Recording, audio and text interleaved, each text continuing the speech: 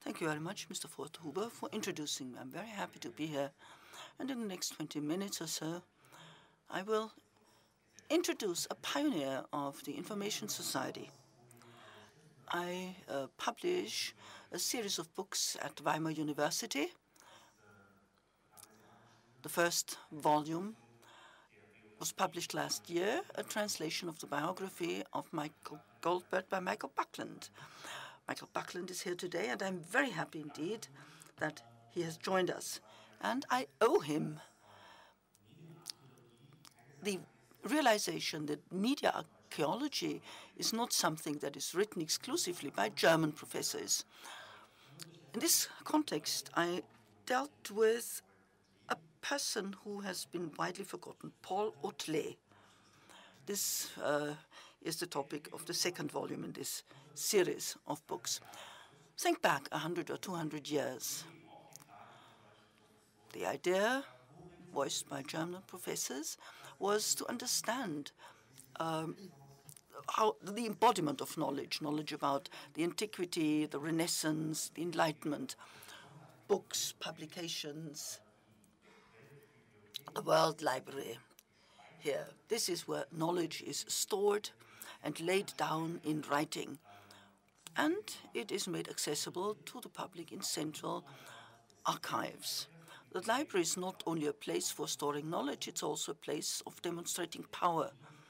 It's a bourgeois idea of education. It excludes a lot, as we've heard from the previous speaker. This is a picture which you may have seen in the print media this week. The library in Birmingham, which was recently opened, ever since Gary built the Guggenheim Museum. Every city wants to have an imposing building. It's the shell that matters. Content is less important. Could be a library, an art institute, whatever. What I simply want to show here is that libraries are also a demonstration of power. Ideas always have a beginning and an end. Paul Otlet prophesied an early end of libraries. Paul Otlet, you don't have to know him, and you don't have to know Manuel Goldberg. They are personalities that have been forgotten. Paul Otlet lived in the 19th century until, well, the end of the Second World War. He has become forgotten. He lived in Brussels. He was not a professor. He was a lawyer and researcher. I owe a great deal of information to Boyd Rayward, who published a book in Moscow in 1975. This was not a good time for media archaeology. Rather, this was the period of media activism. Otlet, throughout his life, was very well known. He had a considerable impact, and I'd like to talk about his work on three levels. Time diagnosis, the level of application or pragmatics, and vision. So, time diagnosis. Otlet tries to come up with a technological innovation. Then the pragmatic level, world exhibitions starting in 1910, and finally vision, his major work, his Opus Magnus, 1934. When I started dealing with Paul Otlet, there was only one version of his traité available in German libraries. Today, within 2 minutes, you can get the traité as a PDF. You can download it. 8 to 10 years ago, nothing was available in the French and English-speaking countries. Paul Otlet was better known than in Germany. Now, the three levels: time diagnosis, pragmatics, and vision. In the 19th century, there was an enormous increase in the number of printed material. I'm always interested in the level of visualization. People tried to convey their ideas to the public. The 19th century was also the era of picture statistics, and Otlet cooperated with Otto Neurath from Vienna. So their plan was to produce a visual world atlas before there was this graphic revolution. So these were early visual examples. This picture actually is taken from his main work. So you can see the statistics illustrating the increase in the number of publications. This, of course, was due to the impact of industrialization, a fairly recent or young phenomenon in media history. Gottfried Keller, Mergenthaler, and others produced new printing technologies, the rapid manufacture of papers. This led to the production of newspapers, paperbacks, and books became available at reasonable prices. This, of course, had to do with the change in the manufacture of paper. And also there were post-typographic technologies such as autotypy. And that allowed for the reproduction of pictures in print. This led to an increase in the number of magazines. Now, even Leibniz knew that the market produces more material than the individual can actually take up. So you need to have another level which informs you about what is actually published. And Paul Otlet, as a lawyer in Brussels, was instructed to draw up a collection of cases. There were other influences on Paul Otlet. He took up a number of influences from elsewhere. I'm not saying he was a pseudo-genius or pioneer. He was something who actually took up a lot of things from his contemporaries. Now, we might call this chaos. Again, a picture taken from Paul Otlet's major work, L'univers, l'intelligence, la science, les livres, the universe, intelligence, science, the book. And Otlet was an enemy of the book. And he tries to show that it is possible to synthesize an intelligence in line with the ideas of Kant, a transcendental synthesis. So in our minds, in our heads, we produce summaries, schemata, and then cultural decadence sets in. This information is stored in books, and it's too much, you cannot find anything. And Otlet produces a bibliography based on metadata, telling us where we can find what, different topics. So the book has to be broken down. A new encyclopedia is to be produced. This means transposition onto new data carriers. And these are cards, file cards. This is the new furniture, so to speak, for storing information and knowledge. This was the core of Otlet's activities.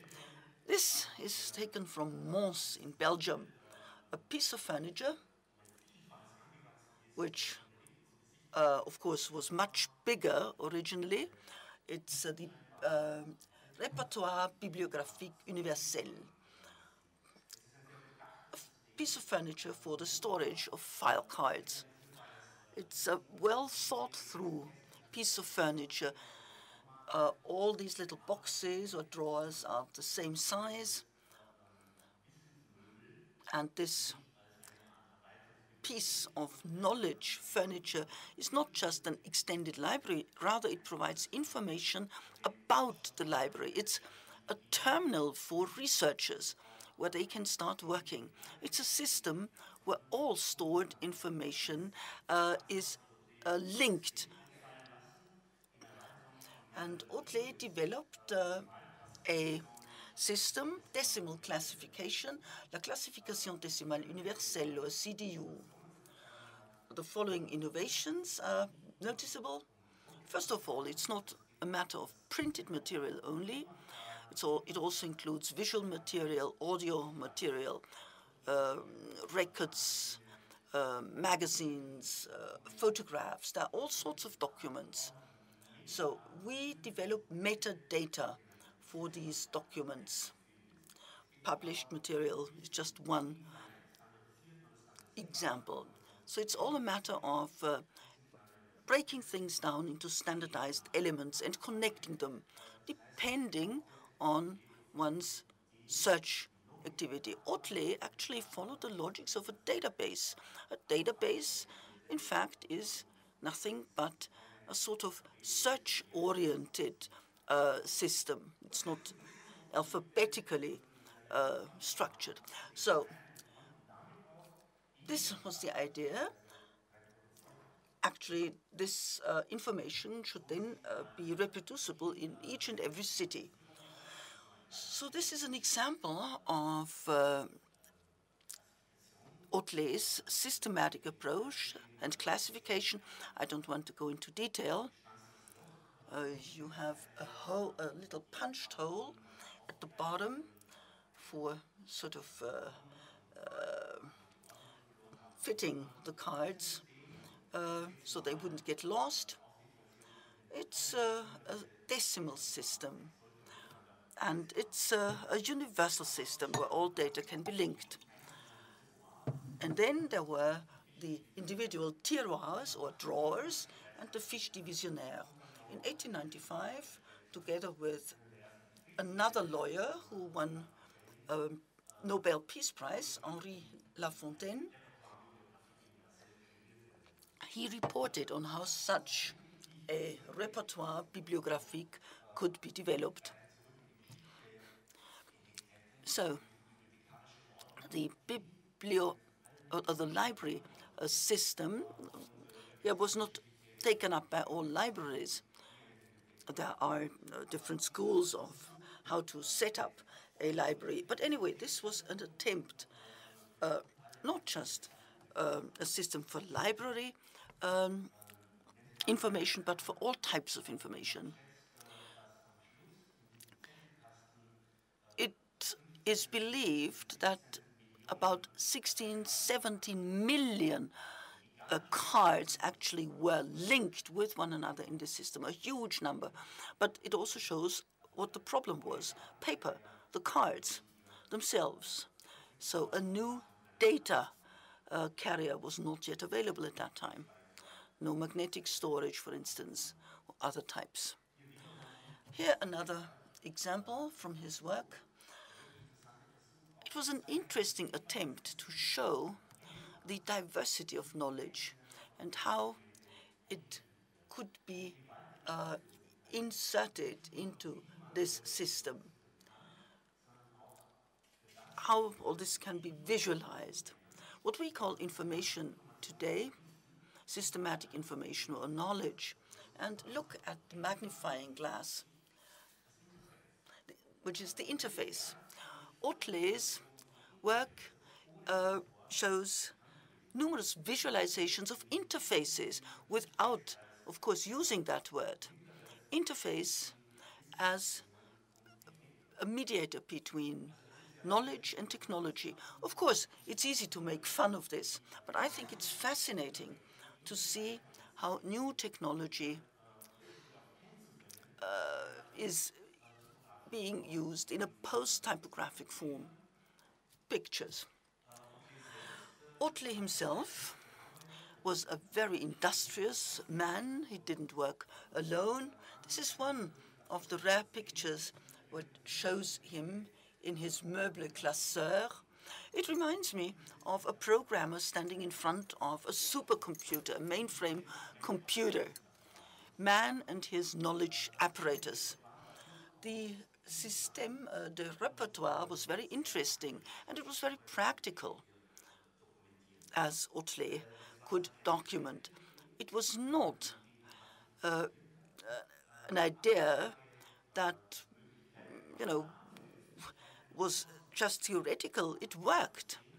People could actually derive information from this database by paying, of course, for it.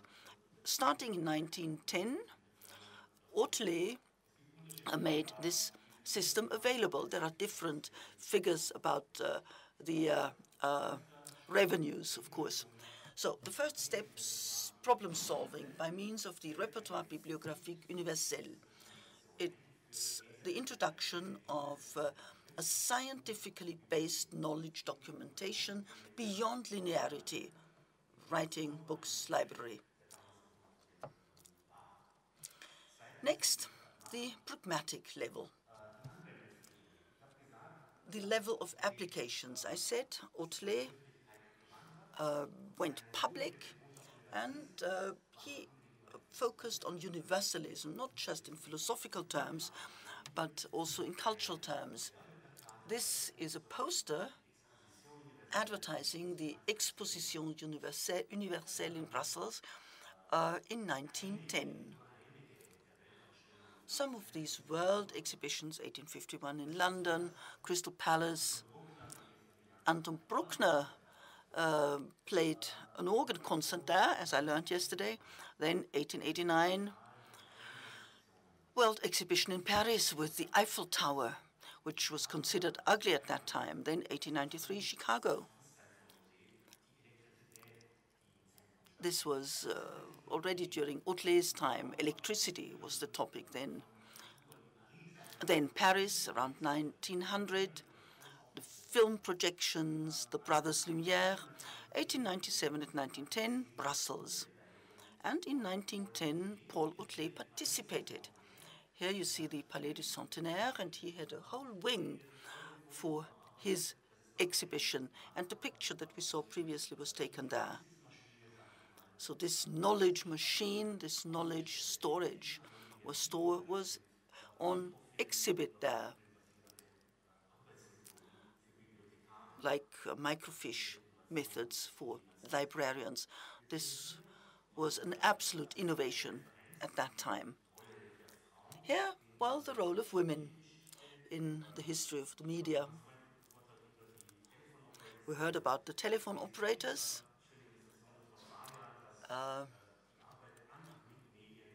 Work with the media, of course, allowed for participation of women, young, single women who had moved into the cities, found a job there. So here we see the typists. Originally, of course, these cards were just, well, they used handwriting. And Dale Carnegie financed the transport of these cards to London, and then they were copied there and then shipped back. This is another picture showing the enormity of this enterprise. File cards filling entire rooms, like the early computers later on. Otlet, once again, a picture with his team, mostly women. His idea was to set up a knowledge center, a root server, so to speak, where the master files would be kept, millions of cards, a center of knowledge, a city of knowledge that people could visit and could go back home filled with knowledge. The Mondaneum was taken over by Otto Neurath. He planned to publish a world civilization atlas in Geneva. There are plans for that. And also they wanted to set up a world museum, a central storage. This was part of the idea, even though there was the idea of a network behind it. So problem solution number 2 was an institutional reorganization of the cultural memory in a world database or bank. And to use the telegraph as well. There were new media. This is a poster of the Anglo-American Telegraph Company, the first 4 cables between Europe and the United States between 1860 and 1900. Thousands of cables actually were laid, undersea cables, between Ireland and Newfoundland, or England and New England, or Europe and America. So this was the idea to convey information by way of cables. Here, an interesting early document that you may have seen before. Otlet, it's one of his worksheets, calls it La vie est devenue internationale. Life has become international. This is a breakfast table, and you can see where all the products come from. So he shows up these relations. This was something new in pictorial statistics, and Neurath uses this very picture. Globalization, internationalization, global knowledge. This already is a problem that shows up here. Otlet then speculates on the species mondaneum as a method, I would say. Mondaneum can be all sorts of things. Everything is linked: cards, houses, homes, media, the telephone. It's non-specific, but this impacts our way of thinking and speaking. A few details. I imagine that these are some of his personal drawings, pieces of furniture, the links among or between all these elements. And everything is sort of focused on the civitas mundaneum, a world center of knowledge, based on experience also gained during wars, but also from peaceful periods and knowledge. And next, the vision that Paul Otlet had.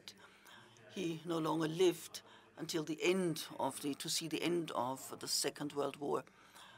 Otto Neurath died a year after the end of the Second World War, so they couldn't implement their plans. This is a picture from the museum in Mons, his worksheets. Some of them have been reproduced in the book. So it's the book after the book.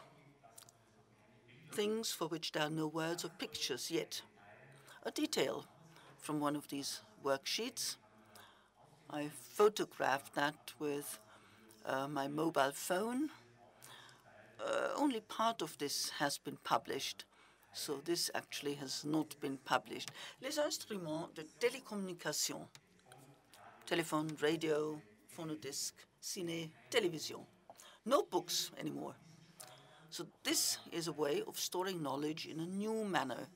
You can link up knowledge in the same graphic. Otlet identifies the interfaces showing which instrument can be used or linked up, what are the drawbacks and the advantages, in order to find a new mode of distribution and access. And then the combined usage of these instruments, the usage combiné des instruments. We could, well, here you have cours et conférences audibles, conducteur en bureau central. So, for instance, one person offers a lecture sitting in a central office, and people sit in their homes in front of a screen. But they have the opportunity to ask questions addressed to the central bank. Research is done there. And then the central bank, of course, would have a number of offices or branches in the major cities. So actually, Otlet thought about using new technology before this technology even existed. The new medium, drawing here, is a combination of the new possibilities. Substitutes of the book, la machinerie qui réaliserait ces desiderata serait un véritable cerveau mécanique et collectif. Well, this means it's supposed to be a true mechanical collective brain which can be fed by all of us and can be used by all of us. So this is the principle of exteriorizing knowledge. Lively and knowledge as opposed to dead knowledge, the collective use of knowledge, not use by the individual, a researcher, a scientist living, a scholar living in his ivory tower. This is not the goal. Rather, the goal is expanding collective uses. So in 1934, then, he published his Traité de documentation, le livre sur le livre. Well, Otlet, his book can be downloaded from the internet. I could carry on for hours and hours showing you his graphic charts and all the many different links. Very briefly, by way of conclusion, the Organisation Mondiale uses a completely new terminology, which I found surprising. We are thinking about hypermedia and California, computers, 1960s, etc. No, Otlet in the 1920s and 30s already speaks about hypermedia. He talks about communication networks, and he uses a lot of terminology that is used by artificial intelligence. And as I learned from Michael Buckland, the history of these media is much, much older and longer. Not everything has come from California. The demand existed before the technology did. And this is what I wanted to demonstrate here today. So this is just one example. Réseau de communication, de coopération, d'échange, l'intervention d'un centre mondial, a world organization of knowledge. He called it documentology. I find this is a very good term. Document is again a term that he coined. A new scientific phenomenon in the 19th century. Society, and science responds by means of sociology. And he responds with a documentology. And this actually means media science beyond the Gutenberg galaxy as the basis for structuring cultural knowledge. My conclusion, and it's important to stress that here at Ars Electronica, which is a place of technology fetishism. This is not a place for technology fetishism. We find numerous references to association, cooperation, that is to say cooperation, new international associations, United Nations, etc., etc. These organizations actually should set the target and standards before technology is even available. So this is the message by Paul Otlet, a maxim, if you want.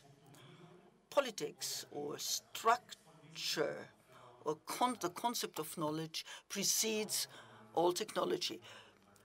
Let's applaud a man who had all those ideas such a long time ago, ideas that are still valid today.